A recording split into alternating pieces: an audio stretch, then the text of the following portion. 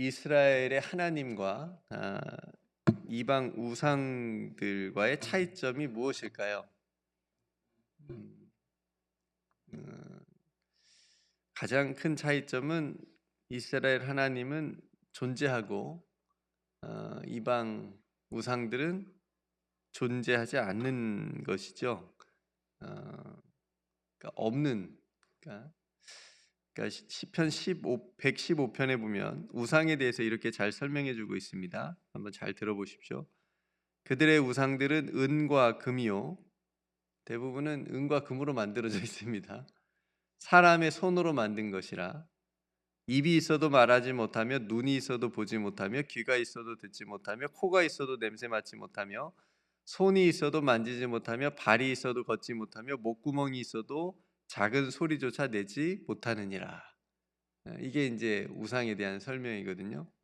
그러니까 한마디로 형체나 모양은 있지만 생명이 없는, 사람의 손으로 만든 것이다. 그래서 입이나 눈이나 귀나 코나 손이나 발이 있어도 그게 쓸모가 하나도 없다는 겁니다. 그러니까 마치 죽은 시체와 같은 거죠. 근데 오늘 본문에서 모세는 하나님을 어떻게 말하고 있습니까? 7절에 보면 우리 하나님 여호와께서 우리가 그에게 기도할 때마다 우리에게 가까이 계신다. 그러니까 기도할 때마다 우리에게 가까이 계시는 하나님이시라고 모세가 얘기합니다. 그러니까 우리의 기도를 듣고 계시는 분이시다. 근데 우상은 귀가 있어도 아무리 그 우상에게 부르짖어도 기도해도 못 듣는 거예요. 실체가 없으니까요. 근데 여러분, 하나님께서 우리가 기도할 때마다 우리의 가까이 계시고 또 우리의 기도를 들으시는 분이시다라고 하는 것이 얼마나 감사한지요. 그걸 믿고 우리가 신앙생활을 하고 기도하고 예배드리고 해야 되거든요. 그러니까 하나님을 믿는 우리의 믿음이 그래서 헛된 것이 아니고 거짓된 것도 아니고 가짜도 아니고 참이고 진짜이고 실제다라고 하는 것을 우리가 믿고 신앙생활을 해야 되겠습니다. 그러니까 모세는 그런 신이 가까이 함을 얻은 큰 나라가 어디 있느냐 이렇게 묻습니다. 그러니까 이스라엘 너희들이 얼마나 복받은 나라냐. 그런 하나님이 너희들과 함께하고 너희들과 가까이 하는데 어, 너희들만큼 복받은 나라가 어디 있느냐라고 말하고 있습니다. 지금 약속의 땅을 향해 가고 있긴 하지만 지금 고생길이에요. 광야에 있잖아요. 광야 한복판에 있는 상황에서 모세는 이스라엘 백성들이 감히 생각지도 못한 복을 얘기하고 있는 거예요. 하나님을 믿는 복, 하나님을 가까이 하는 복, 하나님께서 가까이 해주시는 복. 이게 얼마나 큰 복인지를 모세가 이스라엘 백성들에게 말하고 있는 겁니다. 아마 이스라엘 백성들은 생각지도 못한 복이었을 거예요. 빨리 좀 좋은 땅에 가서 또 좋은 거 먹고 편하게 자고 누구 씻고 뭐 이런 거 생각하겠지만 시편 33편 12절에 보면 여호와를 자기 하나님으로 삼은 나라 곧 하나님의 기업으로 선택된 백성은 복이 있다 이렇게 말합니다. 그러니까 이 복이 가장 큰 복이고 성경 구약 성경 신약 성경 통틀어서 하나님께서 늘 끊임없이 말씀해 주시는 복이에요. 이 복을 놓치지 말아라. 그러니까 여러분 우리도 이 세상을 살아가면서 받은 가장 큰 복이 있다면 그리스도인으로서 하나님을 믿는 자녀로서 큰 복이 있다면 무엇일까? 그러니까 여러분은 어떤 복을 받고 싶으세요? 경제적으로 여유로운 거 좋죠. 건강하고 또 성공하는 거 좋죠. 또 명예를 얻는 거 좋습니다.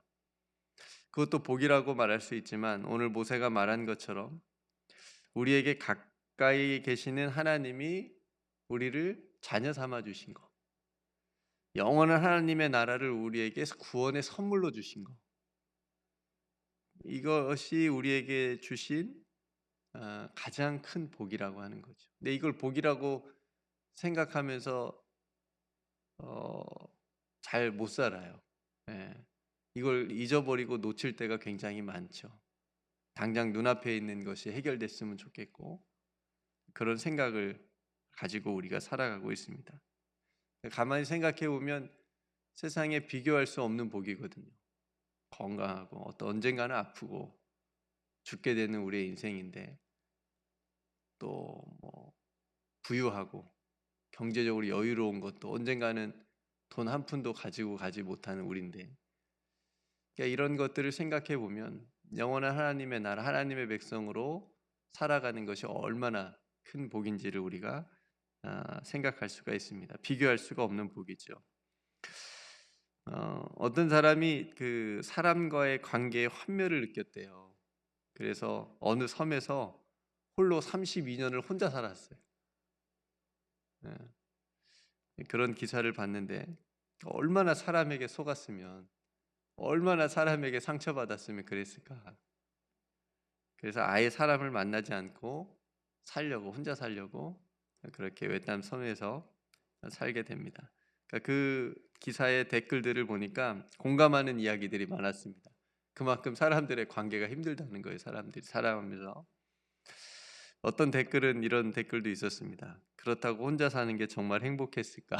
그 사람이 그렇게 혼자 오랜 시간 살았는데 정말 행복했을까 묻기도 했습니다.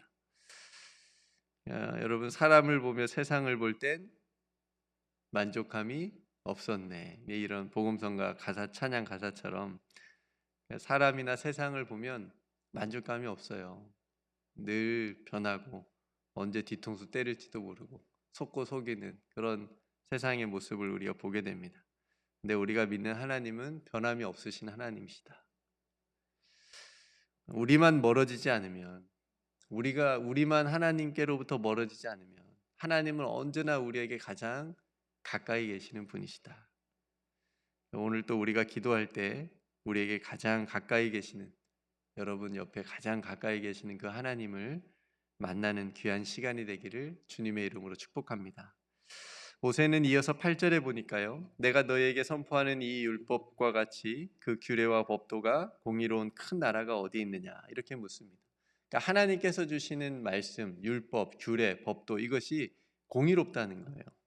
그러니까 그것을 지키는 나라가 공의로운 나라다라고 말하고 있는 겁니다. 그런 의미에서 또 이스라엘 백성들은 복받은 나라죠. 그죠? 이것부터 시작했으니까 이걸 받은 나라가 어디 있습니까? 하나님께서 주신 이 율법과 규례와 법도 또 그 말씀들, 그 하나님의 약속들로 시작된 나라가 이스라엘인데 그런데도 이스라엘은 자주 그것을 지키지 않았어요. 잃어버렸습니다. 우상을 섬겼습니다. 그것을 떠났습니다. 하나님의 약속도 저버렸습니다. 불순종했습니다. 그런 모습을 보여줬는데 그러니까 이런 모습을 뭐라고 얘기하냐면 복을 제 발로 걷어찼다 이렇게 얘기할 수 있죠. 이런 표현이 딱 맞을 것 같습니다. 그러니까 여러분 이스라엘의 회복이라는 말이 우리가 종종 쓰는데 이스라엘 회복은 어떤 것을 의미하냐면 넓은 큰 땅을 갖는 것이 이스라엘의 회복이 아닙니다. 네. 그걸 얘기하는 게 아닙니다. 경제적인 어떤 풍요로움, 또 많은 인구를 갖는 거, 강한 군사력을 가지는 거, 그래서 거대한 나라가 되는 것이 이스라엘 회복을 말하는 것이 아니라 성경에서 말하는 이스라엘 회복은 다시 하나님의 약속, 하나님의 법도, 하나님의 규례 이것을 지키면서 공의로운 나라가 되는 겁니다. 이게 하나님께서 이스라엘에게 원하시는 거고 오늘날 하나님을 믿는 우리들에게 원하시는 모습이라고 하는 거죠. 그러니까 남의 땅을 빼앗고 그곳에 사는 사람들을 죽이고 쫓아내는 것은 하나님께서 이스라엘에게 원하시는 공의로운 나라와는 거리가 굉장히 멀다 볼 수가 있습니다. 여러분 오늘 이 세상에서 복받은 나라가 어디라고 할 수 있을까요? 복받은 나라. 미국은 어떻습니까? 우리가 살아가는 미국은. 고개를 크게 너무 경제적으로 한 것만 보면 천조국이라고 하잖아요. 국방비만 천조입니다. 그래서 천조국이라고 하거든요. 얼마나 복받은 나라라고 할 수 있어요. 경제적으로 것만 보면. 근데 그 복을 가난한 나라 사람들에게 나누고 베푸는 그런 나라가 하나님께서 원하시는 공의로운 나라, 복받은 나라라고 할 수 있는데 그 원조까지도 지금 끊고 부서도 없애버렸잖아요. 그러니까 굉장히 어떻게 보면 거꾸로 가는 게지 않을까 싶습니다. 그러니까 복받은 나라는 예수님의 마음과 정신을 실천하는 나라. 가난한 자들과 고아와 과부와 나그네 같은 그런 연약한 이웃을 돌보라는 하나님의 그 율법의 정신, 규례와 법도 그걸 지키는 하나님의 정의가 실현되는 나라. 그런 나라가 복받은 나라라고 하는 겁니다. 여러분, 하나님이 원하시는 공의로운 나라가 될 수 있도록 우리가 살아가는 이 나라, 또 이 세상이 하나님의 샬롬이 이루어지는 그런 나라가 되도록 우리가 함께 기도할 수 있기를 원합니다. 여러분, 오늘 말씀을 통해서 우리가 믿는 하나님이 어떤 하나님이신지, 어떤 하나님이에요? 우리를 가까이 하시는 하나님이시다. 살아계신 하나님이시다. 라고 하는 그 말씀.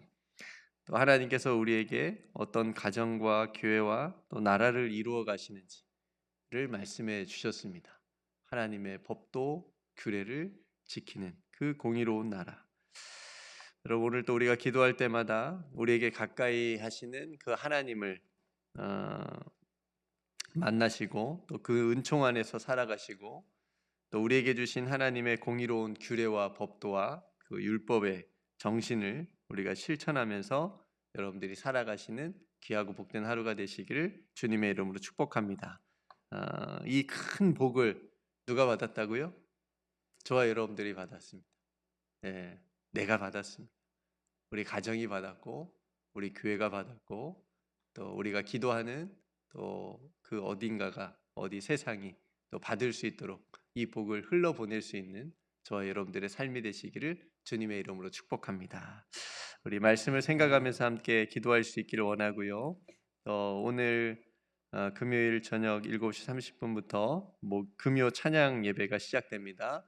또 우리 성도님들 오실 수 있는 분들은 현장에 오셔서 또 함께 찬양하고 또 뜨겁게 기도하는 또 귀한 시간이 되기를 소원합니다. 제가 먼저 기도하고 우리 함께 기도함으로 하루를 시작하겠습니다. 기도하겠습니다. 하나님 아버지, 하나님께서 이스라엘에게 주신 복, 기도할 때마다 가까이 하시고 또 공의로운 규례와 법도를 지키며 세워가게 하신 이 복을 우리에게도 주셨음을 감사드립니다. 주님, 이스라엘은 그러나 틈만 나면 다른 것을 섬기고 또 죄에 빠지고 하나님을 멀리하였지만 하나님, 저희들은 하나님을 가장 가까이 하며 하나님의 규례와 법도를 실천하는 그런 주의 자녀들 다 되게 하여 주옵소서. 그래서 우리가 살아가는 이 지구별 안에 전쟁이 멈춰지게 하시고 공의로운 하나님의 샬롬의 나라가 오게 하여 주옵소서.